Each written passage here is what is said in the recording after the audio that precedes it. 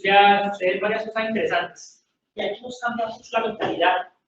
Y así estamos pensando hoy en día, ya vamos para allá. Entonces, progreso tecnológico, en 1700 se viene una tesis de Adam Smith, que es un economista y que tiene varias formaciones más, pero se genera un tema de confianza absoluta en el futuro, como si no hubieran consecuencias.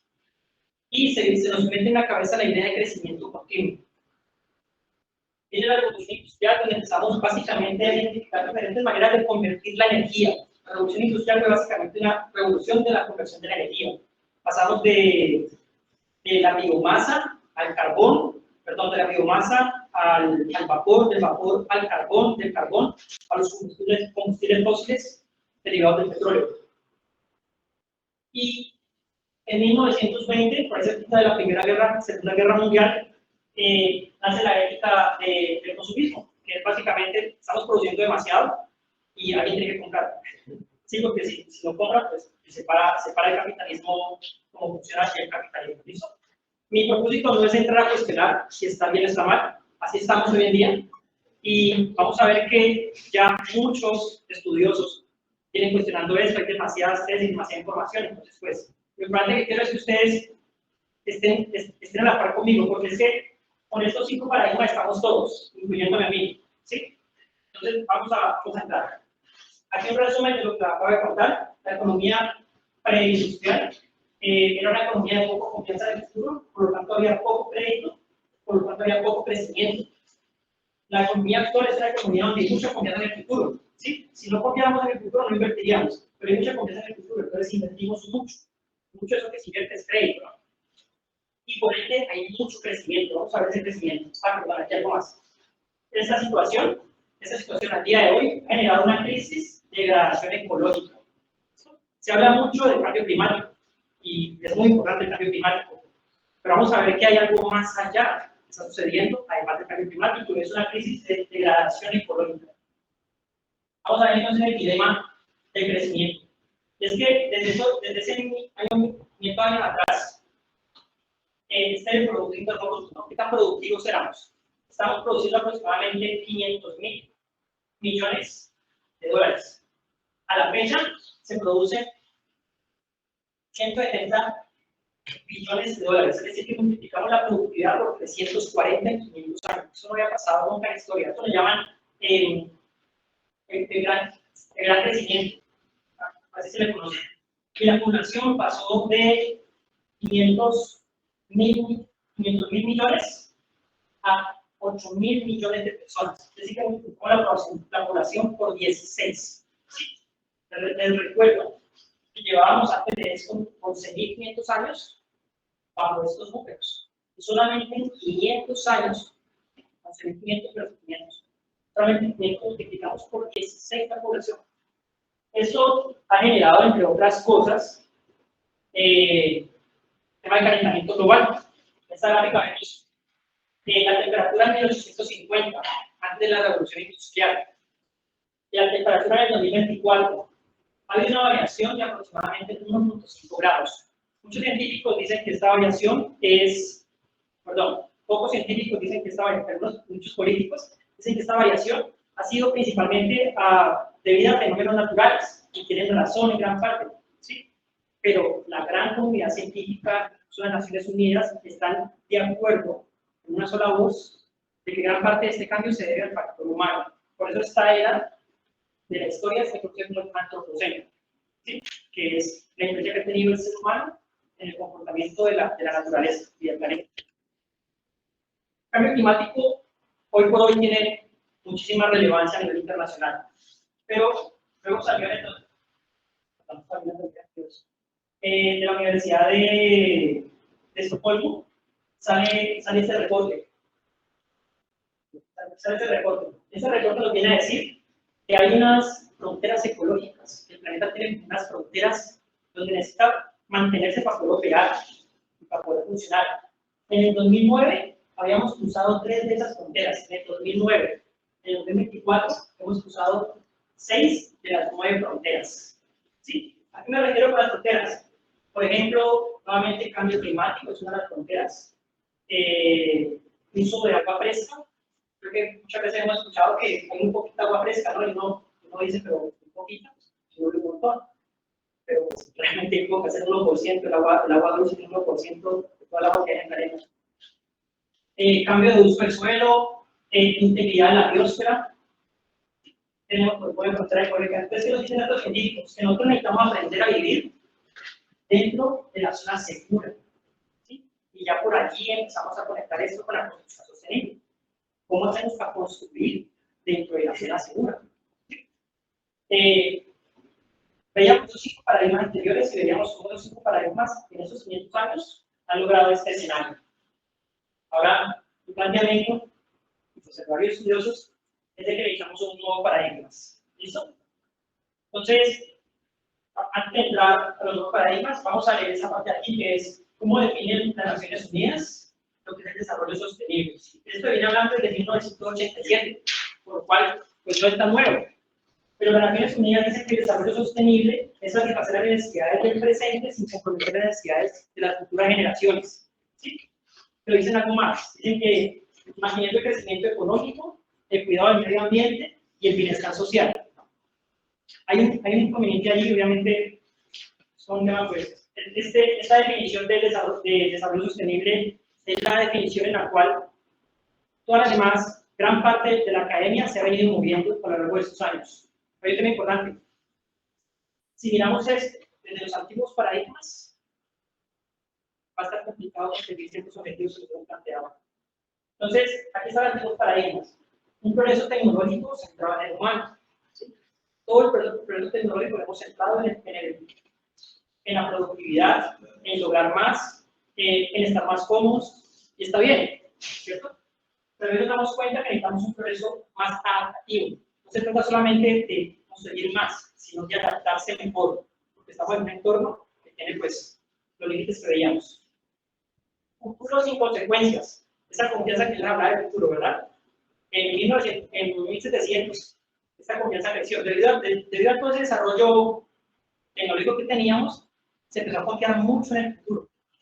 Prácticamente veíamos un futuro sin consecuencias. Hoy, 400 años después, nos dimos cuenta que hay consecuencias graves. Necesitamos un pensamiento sistémico. ¿Qué significa eso? Significa pensar que hacemos parte de un sistema más grande y que ese sistema es complejo.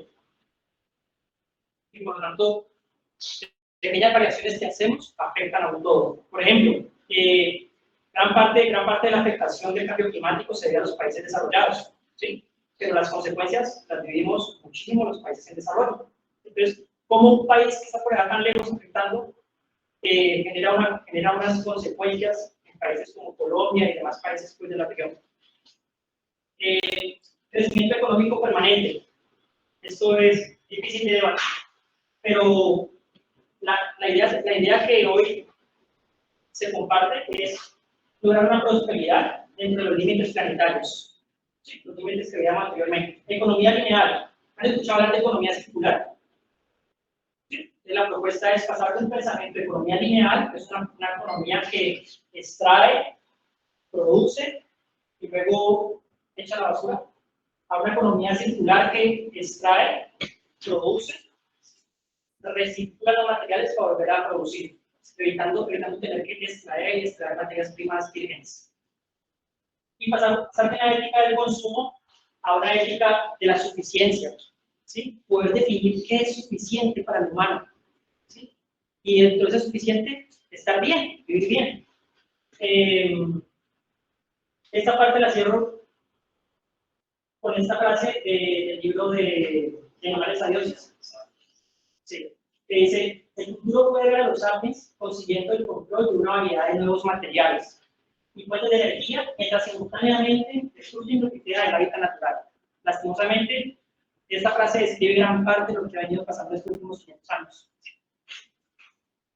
Y pues desde nuestro rol como ingenieros civiles, tenemos una gran oportunidad y una gran responsabilidad que vamos a entrar a ver. Entonces, la pregunta final aquí es si podemos mantener los mismos paradigmas y seguir haciendo lo mismo. Mi propuesta es que veamos nuestro sector. El sector de la construcción. ¿Por qué es tan importante esta charla y por qué yo estoy tan feliz de estar aquí con ustedes? Porque el sector de la construcción es el tercer sector de la economía que más contribuye a estos efectos a los ecosistemas, ¿sí? Desde consumo de energía y demás. Los otros sectores son el sector de los combustibles y el sector de la agricultura. ¿Listo? Ahí compiten entre agricultura y moda. Vale. Mi propuesta y la razón por la cual quería darles esta introducción de los paradigmas es porque la construcción sostenible no es solamente técnica, ¿sí? De pronto, poco a poco, cuando se entren aquí van a ver mucha técnica, y ahorita vamos a ver, hagamos esto, hagamos lo otro, pero no es solamente técnica, también es importante el paradigma sobre el cual aplicamos la técnica para lograr los resultados realmente que estamos buscando. A nivel global, las construcciones consumen el 34% de la energía y emiten el 37% de las emisiones de efecto invernadero, que en este caso creo que es el CO2 equivalente. Eso ya es un detalle más fino, pero entendamos que emiten el 37% de las emisiones de gases de efecto invernadero, ¿no? Lo que produce, parte de lo que produce el calentamiento global. En Colombia, con información del Ministerio de Ambiente, la construcción contribuye al 6.5% del Producto Interno Bruto, consume el 70% de los materiales, consume el 40% de la energía, genera el 30% de las emisiones. Esta parte me parece interesante. 20% de los materiales que nosotros recogemos en obra terminan siendo desperdicio, ¿sí? En Colombia tenemos una tasa de RCDs muy alta, comparadas con las tasas internacionales. Esto pues debido a los métodos constructivos, debido a la falta de tecnificación, ¿sí? 12% del consumo del agua se va en el consumo del agua doméstico. La solución. Construcción sostenible. Es la práctica de planear, diseñar, construir, operar y habitar proyectos de construcción con el fin de que sean económicamente viables, minimicen su impacto a la naturaleza y aumenten su impacto positivo a los usuarios finales y a las comunidades a lo largo de su ciclo de vida. Esa es la definición que a mí, con la que mejor conecto, es una definición que sacan en conjunto Camacol. Camacol pues, es la agremiación que nos reúne a todos los constructores, a toda la industria de la construcción. El Consejo Colombiano de Construcción Sostenible, una organización muy relevante que vamos a estar viendo a lo largo de esa charla, y el IFC, International Financial Corporation. Entonces, aquí hay algo interesante para que veamos de la definición de qué es construcción sostenible. Fíjense que habla de planear hasta habitar, ¿sí? A eso le conocemos como el ciclo de vida de un proyecto. ¿Listo? Desde que se planea, cuando estamos sentados en el computador, en el escritorio o visitando el terreno baldío, hasta que se habita, hasta que se opera la edificación o la infraestructura. Buscamos tres impactos, esto lo llaman la triple línea base de conocer a este tema, que es un impacto económico, positivo, minimizar el impacto negativo al ambiente y maximizar el impacto positivo a la sociedad, a los usuarios. Y bueno, aquí nuevamente a lo largo del ciclo de vida. Veamos cómo impacta la construcción sostenible a estos tres factores, la parte económica, la parte social y la parte natural. Entonces, en la parte ambiental, la construcción sostenible busca reducir el consumo de agua y energía, reducir la extracción de materiales vírgenes, reducir las emisiones de carbono y preservar los ecosistemas, entre otras cosas. ¿Sí? Yo traté de resumirles un poco como los factores más generales. En la parte social, contribuir a que tengamos salud, bienestar, confort, en el caso de edificaciones, una buena ventilación, aumentar la productividad, minimizar el riesgo. Bueno, esta parte es muy importante, porque hoy por hoy se habla de la mitigación del cambio climático, qué acciones vamos a tomar para que el cambio climático no siga, y adaptarnos, porque ya hay una consecuencia, que ya hay un daño que va a generar unas consecuencias y eso no es reversible. ¿Sí? Ya los niveles del mar van a aumentar, ya los niveles de acidificación del mar van a aumentar, ya nos pasamos, mejor dicho. ¿Sí? Ya toca adaptarse. Hoy por hoy es muy importante diseñar infraestructura y vivienda preparada, adaptada al cambio climático, porque si no, en 5 años vamos a tener unas edificaciones que no van a responder a la necesidad 5, 10 o 20 años. Bueno, para buscar a comprar casa, la construcción sostenible también ofrece créditos hipotecarios. En la parte de gobernanza tenemos un tema que es finanzas verdes. Hay que ver que el sector financiero en especial se ha adaptado muy bien a este tema. Y sabemos que el sector financiero es muy inteligente, ¿no? Tiene sus recursos y saben lo que está pasando aquí, pongo mi plata acá. Pero vamos a ver cómo el sector financiero se está preparando. Los bancos son los que están más adelantados en todo el tema de sostenibilidad. Es impresionante, yo me impresiono, pero pues siento muy feliz por eso. Menores en gobernanza, nuevamente, mayor transparencia, ¿sí? Que los que producen nos digan, bueno, ¿qué es lo que estás produciendo? ¿Me hace un efecto bien para mi salud? ¿Cuida el planeta? Y mejores retornos de la inversión a corto plazo. Eso es importante porque estamos hablando de ver cómo se mantiene el sistema económico sin que después se nos salga de las manos. Vamos a ver un caso de estudio. Sí, vamos a ver brevemente un caso de estudio. Es un proyecto sobre el cual venimos trabajando. Es unos apartamentos de lujo en Santa Bárbara, que se compone pues, de 11 pisos. En la empresa consultora, aquí interesante ver porque aparece un nuevo actor dentro del ecosistema de la construcción. Sí, está el constructor, están los interventores, están las demás figuras, los diseñadores, pero también está el consultor de sostenibilidad, aparecemos nosotros. Y el consultor de sostenibilidad, en este caso, lo que hacemos es acompañar este proyecto que ya cuenta con una precertificación pasa, es acompañarlo para que logre los objetivos y consiga una certificación. ¿Sí? Entonces, acompañarlo para que consiga la certificación y para que las estrategias de sostenibilidad se apliquen. Ya vamos a entrar a ver qué son el tema de las certificaciones. En este caso, la certificación Casa Colombia es un sello, es una certificación que generó el Consejo Colombiano de Construcción Sostenible, y esto es lo que nos ayuda a generar transparencia. ¿Sí? Cuando usted dice, bueno, ese proyecto realmente sí es sostenible, entonces usted puede decir, sí tiene un sello de Casa Colombia, entonces quiere decir que sí tiene cierto nivel de sostenibilidad, y usted puede entrar a mirar qué estrategias tiene, qué beneficios tiene. Este edificio, por ejemplo, está en precertificado, estamos recién madurando este proyecto. Este proyecto está en etapa de diseño y construcción. Estamos madurando ese proceso. Nosotros, como consultores, acompañamos en este tipo de certificación ese proyecto durante todo su ciclo de vida, hasta que se construye incluso una parte de la operación. Este proyecto busca lograr un 20% de ahorro en el consumo del agua. Es decir, que si ustedes compran su apartamento, por ejemplo, la factura del agua les va a llegar más bajita, porque su vivienda es eficiente en el consumo del agua. Y un 15% de ahorro en el consumo de energía y 10% de reducción en las emisiones de gases de efecto invernadero. ¿Cómo se consigue eso? El agua, usando aparatos sanitarios ahorradores, duchas ahorradoras, seleccionando las especies de paisajismo. Hay especies de paisajismo que no consumen agua, que están bien adaptadas al entorno. Y revisar el agua lluvia, por ejemplo. El tema de energía, una ventanería con control solar y aislamientos térmicos. Hay muchas más estrategias, son muchísimas estrategias. Estas son un preabrebocas de todas las estrategias que hay para sostenibilidad. Más casos de éxito. Y aquí me alegré muchísimo haciendo la presentación, porque estos casos de éxito tienen que ver con ustedes. ¿Listo? Aquí en la Universidad del Valle. ¿Por ahí está la profesora Sandra? Sí. Creo que acá está su tesis. Mi compañero John, que fue también compañero de estudio mío, hizo una tesis de grado en la cual él evaluó la implementación de la certificación LEED para operaciones de los edificios. ¿Qué significa eso? Es una certificación internacional que surge en Estados Unidos y lo que evalúa es qué también podría operar o opera ese edificio.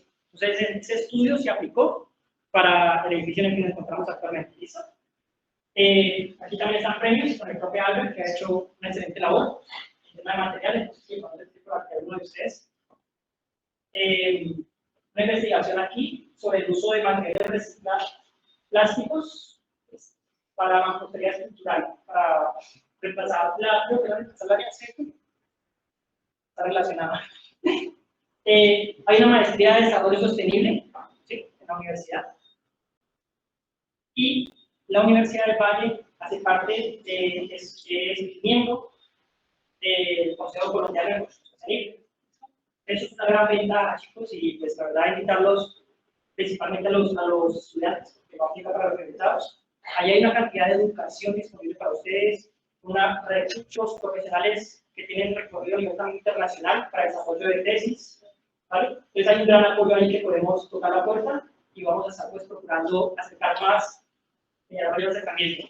Pero que sepan ustedes que desde ya pues vamos a buscar cómo tengan acceso a más formación, porque aquí, como van viendo hasta ahora, esto es un tema bastante amplio. Veamos qué tan amplio es. Incentivos tributarios. ¿Qué significa eso? El factor económico mueve, ¿verdad? Entonces, hay un tema en Colombia que son los incentivos tributarios. Es la manera como el gobierno ha buscado que la construcción sostenible sea más atractiva para los inversores. La Unidad de Planeación Mineroenergética, que es un departamento del gobierno, ofrece 4 tipos de descuentos. Por ejemplo, ahí está, pero voy a mencionar simplemente uno para poder avanzar, y es la deducción de la renta. Es decir, cuando un proyecto de construcción invierte en tecnologías que ayudan que permitan hacer una gestión eficiente de la energía, o que utilizan fuentes no convencionales de energía, como energía solar, energía eólica, toda la inversión que haga ese proyecto puede deducir hasta el 50% de esa inversión en sus pagos de declaraciones de renta. Entonces, imagínense ustedes lo que puede costar una inversión pues, de colocar unos paneles solares, usted puede deducir el 50% de eso, es una cantidad de plata. ¿Sí? Entonces, yo les menciono esto y la importancia de mencionarles esto es para que veamos dónde está yendo el dinero. ¿Sí? No solamente pues, por seguir el dinero, sino porque así funciona el sistema económico, pues allá se está yendo la atención. Veamos entonces qué tipo de soluciones pueden aplicar a estos incentivos tributarios. Gestión eficiente de la energía, mejoras en el diseño, en la construcción, en la adecuación. Entonces, cuando vamos a diseñar un edificio, todo tipo de inversiones que tengamos que hacer para mejorar el desempeño energético de ese edificio son sujetas a poder aplicar ese tipo de incentivos. Entonces, realmente hay muchas constructoras, buscando, por ejemplo, que es un tipo de servicio. Dentro de Elemental, pues lo que hacemos, ¿no? Acompañar a las constructoras a que consigan esos incentivos. Esto es un servicio que está volviendo muy, muy interesante. Hay mucha información para que ustedes puedan seguir profundizando en ello. Dentro de los materiales de construcción, usar luminarias ahorradoras, equipos de aire acondicionado eficientes, aislamientos térmicos, ascensores. Precisamente tenemos una reunión respecto a eso. Es un tema que está llamando muchísimo la atención de las constructoras, ¿vale? Entonces, nuevamente, allá se está yendo la atención. Incentivo de créditos para los que van a comprar casa. Hay 6 bancos en Colombia que están ofreciendo diferentes tipos de incentivos de reducción de, ellos llaman 100 puntos sobre la tasa vigente. Eso significa como se va a pagar por el crédito una tasa de interés del 14%. 100 puntos significa que reduce al 13%. ¿Sí? Eso obviamente, cuando hagamos los números, la profesora nos vamos a dar cuenta que es bastante plata. Hay 6 bancos. No solamente ofrecen créditos hipotecarios, que son los créditos que tomamos para poder comprar la vivienda, sino que también ofrecen créditos al sector constructor, que se llaman créditos constructor. Y entonces, pues, el sector constructor también está muy contento por eso y está aprovechando mucho todo eso de descuentos. Aparte de eso, también Sura ofrece descuentos en valores de pólizas. Veamos entonces un poco de la normativa.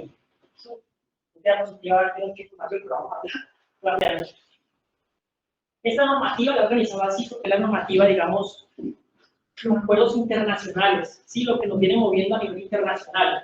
Tenemos, por ejemplo, los acuerdos de los objetivos de desarrollo sostenible, que no logramos verlos ahorita, pero en 2030 Colombia se propuso alcanzar los 17 objetivos de desarrollo sostenible.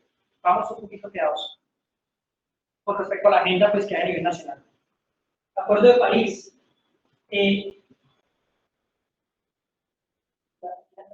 Pero decidimos, Colombia también se comprometió a limitar el aumento de la temperatura en máximo 2 grados centígrados. Obviamente son acuerdos internacionales, pero cada país, digo, yo tengo que conseguir esto, para hacer mi contribución a que la temperatura que veíamos que aumentado hasta 1.5 grados no siga aumentando, porque los científicos dicen que si aumenta más de 2 grados, ya vamos a estar en una situación demasiado, ya estamos en una situación crítica, pero ahí ya prácticamente que se nos puede salir acá. Política pública.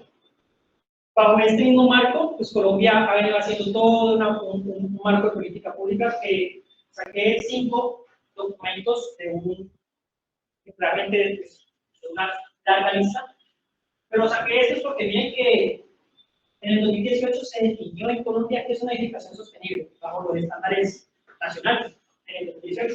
En el 2021 se define qué es infraestructura sostenible, carreteras sostenibles, aeropuertos sostenibles. En el 2015 sale, se define qué es ahorrar agua, qué es ahorrar energía, digamos desde el contexto nacional.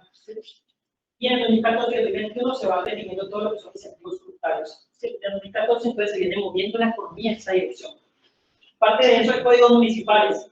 El Ministerio de Vivienda sacó una guía. Esas guías son públicas, son realmente muy didácticas. No son un poquito extensas, pero muy didácticas. El manual de Cali Construye Sostenible. En el 2024, en colaboración con diferentes entes, se logró el manual Cali Construye Sostenible. ¿Listo? Este manual es muy interesante. Habla, por ejemplo, de temas de manejo de RCDs, habla de la visión que tiene Cali para desarrollar una planta de gestión de RCDs, cómo vamos a lograr la circularidad en la construcción. Es realmente muy, muy interesante. Bogotá claramente también tiene, Medellín también tiene. Y bueno, entramos aquí en el tema de certificación. Si venimos así, internacional, nacional, local, las certificaciones son una herramienta de transparencia. Es una herramienta que está haciéndose muy atractiva. ¿Por qué? Porque si yo tengo mi edificio y yo lo certifico, ese proceso de certificarlo también me permite acceder a los incentivos tributarios. ¿Sí? Y aparte de eso, cuando una constructora certifica su edificación, esas certificaciones las maneja un ente externo, es decir, yo como consultor los acompaño a ellos. Ellos consiguen la certificación, pero hay ente externo que valida que se cumplieron con todos los parámetros que dijeron que van a cumplir. Y entonces, eso da transparencia. ¿Sí? Eso se maneja mucho en este mercado. Y entonces, sabemos que tenemos un edificio sostenible, podemos confiar de que cumplieron los criterios. Las certificaciones más reconocidas en Colombia, certificación LEED, que es una certificación generada en los Estados Unidos, por el Consejo de Procesos Sostenibles de los Estados Unidos. La certificación CASA, una certificación generada aquí local, una certificación muy didáctica, muy agradable y muy completa adaptada al contexto colombiano. Aparte de eso, todos estos documentos que rigen estas certificaciones también son públicos. Entonces, pueden acceder a ellos y es una lectura muy interesante. La certificación EDGE, que también nace en Estados Unidos. La certificación WELL, una certificación principalmente basada en el bienestar del usuario. Y la certificación Envision, que entra a regir en Colombia, que entra a participar en Colombia, perdón, en el 2024, es una certificación para infraestructura, para carreteras y demás proyectos de infraestructura. Vamos a ver, ¿hasta ahí de pronto hay alguna pregunta? De pronto le echan algo más.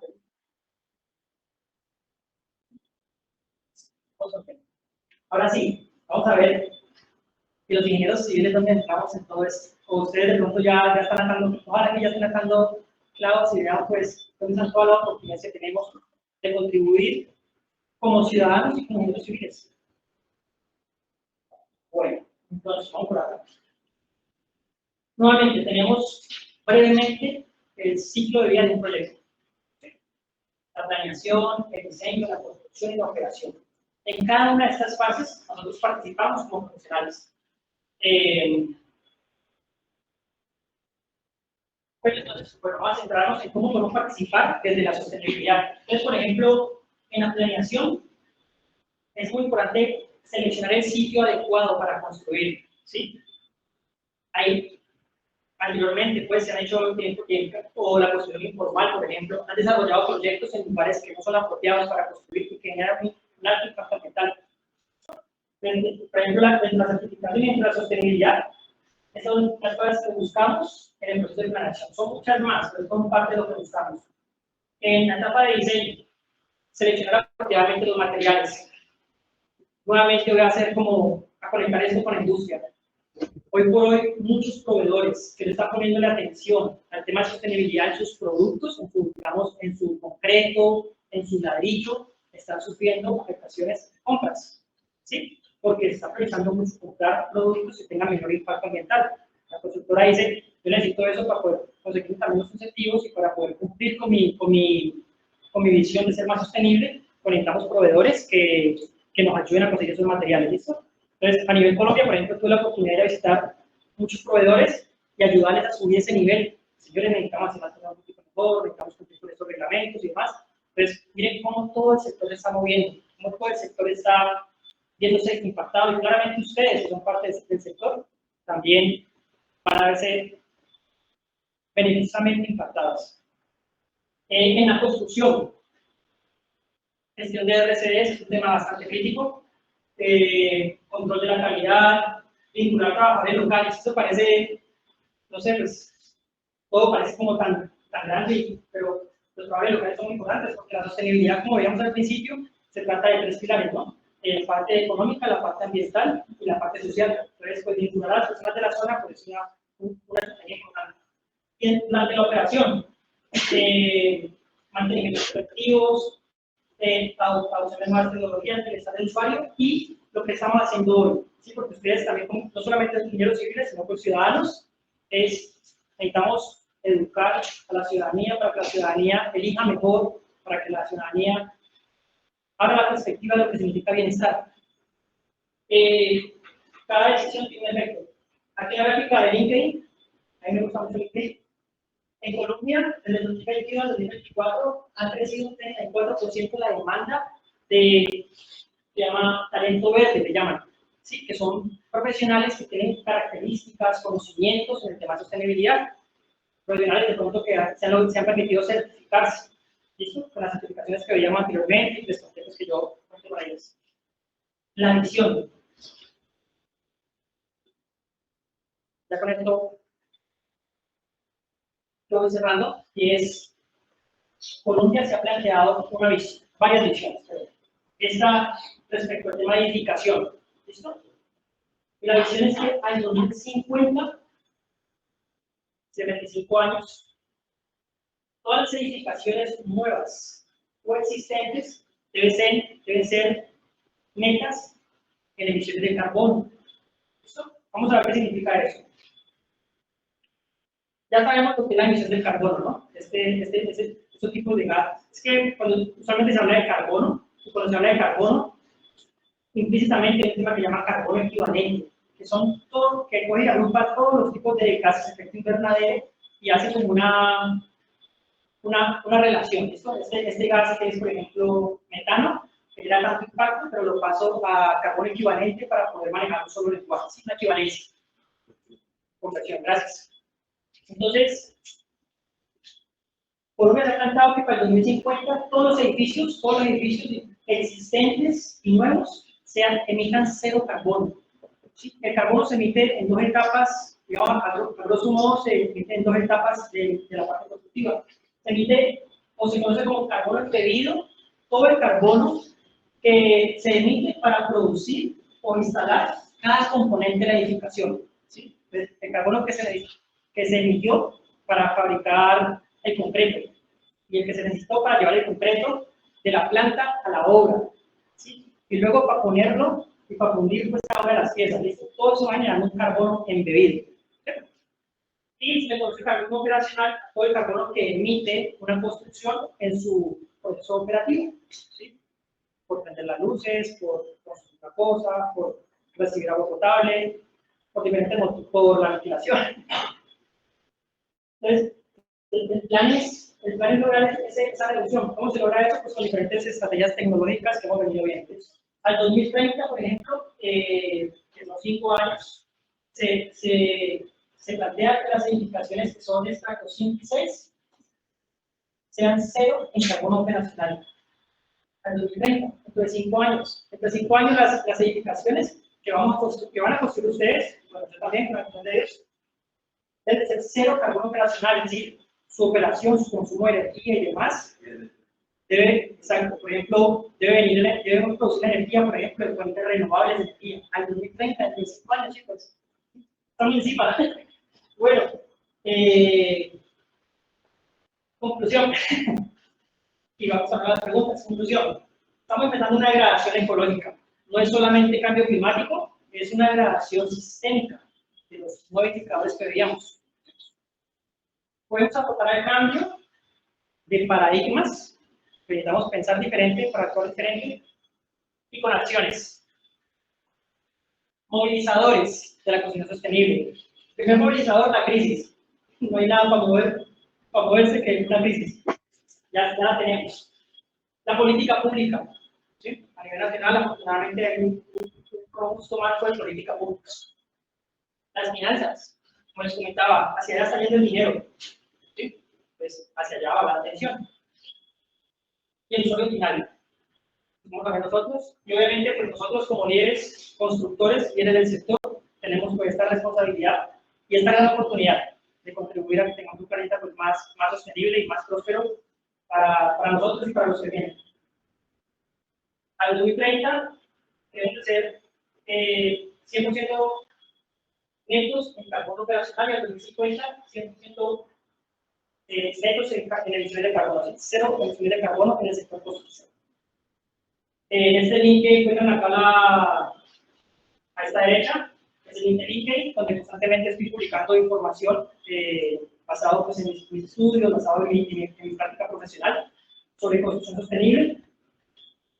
Y la pregunta para cerrar es, para que pasemos a las preguntas, es ¿qué compromiso asumen ustedes, ingenieros? Pasamos a las preguntas.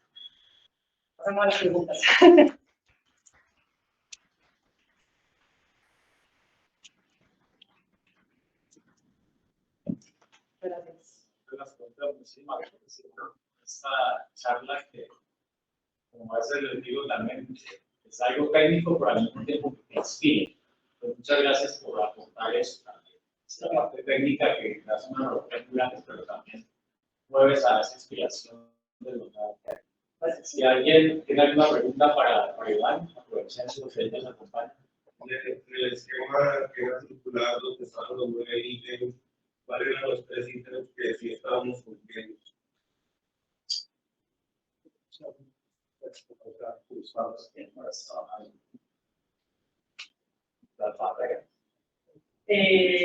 Esta es la degradación de la atmósfera, de la capa de ozono, ¿sí? Ahorita se me dan las fechas, pero ya hace unos 4 años nos dimos cuenta que estábamos haciendo un hueco enorme, ¿no? En la capa de ozono, y ese hueco se ha ido reduciendo, ¿sí? Creo que tengo la información de los gases. No tengo la información de los gases. Como yo les comentaba, hay varios gases de efecto invernadero. Hay unos gases que son potencialmente peligrosos, como son los gases que se utilizan mucho en el aire acondicionado. ¿Listo? Esos gases tienen 10.000 veces más capacidad de aportar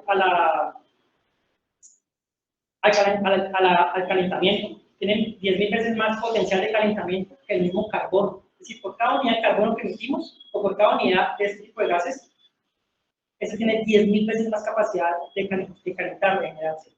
Entonces, eso, en esos años, que ahorita me escapan los años, eso se prohibió. Ahorita usamos otro tipo de gases que también son potencialmente peligrosos, por eso los mantenimientos de los aire acondicionados es una cosa bastante crítica, pero hemos venido mejorando ese aspecto. Acidificación del océano, estamos cerca, y aerosoles. Eso también se controló, ¿no? Hace bastantes años se controló el tema de emisiones de aerosoles, son diferentes partículas pues, que entran aquí en esa categoría. Ejemplo, Perú.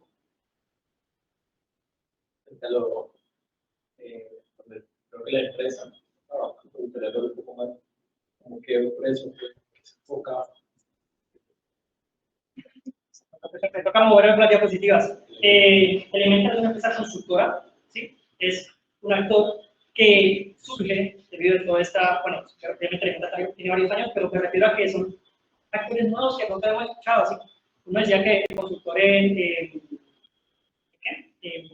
diseño estructural, sí, exacto, y el de sanitaria, sí, pero ahorita un consultor en sostenibilidad. ¿Sí entiende lo que hacemos nosotros, señor? Es un nuevo agente. Exacto.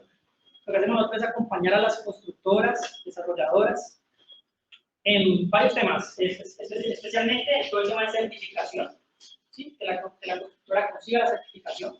También nos acompañamos en todo el tema de la gestión de los incentivos tributarios y también lo acompañamos en la elaboración de modelos energéticos, modelos de cómo se va a comportar el confort térmico de la construcción y con diferentes tipos de modelos que toca hacer para poder conseguir esas estrategias de sostenibilidad.